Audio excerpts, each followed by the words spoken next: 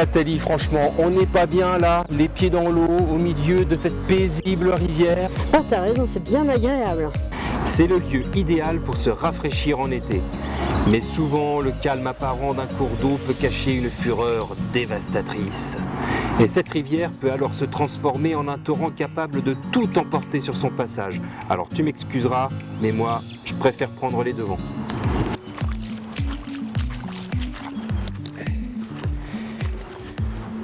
T'en fais pas un peu trop là? Sache que régulièrement, le niveau de cette rivière augmente considérablement. Tenez, regardez. Là, c'est maintenant. Et là, c'est le même endroit, mais en hiver.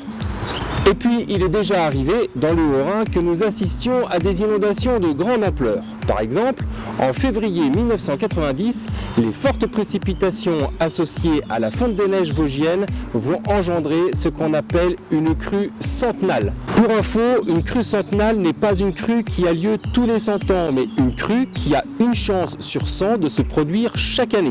Une chance, tu parles une chance?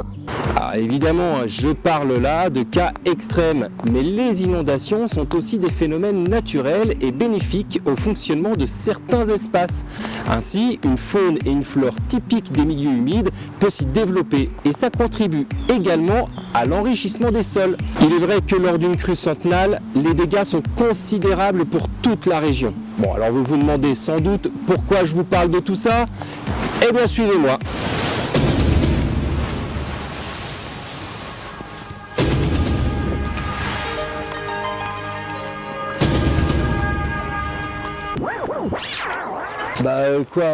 Arrêtez de rigoler, si je me le permets pas maintenant, quand est-ce que je vais me le permettre?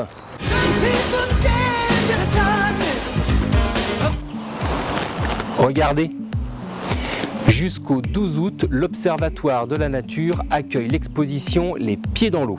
Différents supports, panneaux pédagogiques, séquences vidéo, activités à réaliser seul ou en famille vous attendent dans notre Maison de la Nature au cœur de la forêt du Neuland à Colmar. Cette exposition vous permettra de comprendre comment se comporte une rivière, comment se forment les crues et surtout quels sont les aménagements mis en place pour nous protéger. Cette exposition est le fruit d'un travail mené par Rivières de Haute-Alsace, la CEA et l'Ariena. Après ça, vous ne verrez plus les digues de la même façon. Et si vous souhaitez voir cette exposition très intéressante, sachez qu'elle est visible à l'Observatoire de la Nature du lundi au vendredi de 9h30 à midi et de 13h30 à 17h. C'est sans inscription et en plus, c'est gratuit et jusqu'au 12 août. Bien, il ne me reste plus qu'à vous dire à très vite pour une prochaine Chronique Nature.